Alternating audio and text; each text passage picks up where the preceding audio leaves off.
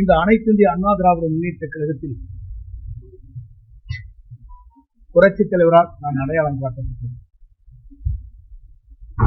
1972 இந்த இயக்கம் துவங்குகிற போது தலைவருக்கு பின்னாலே அணிவகுக்கின்ற தொண்டர்களில் நான் ஒருவன்.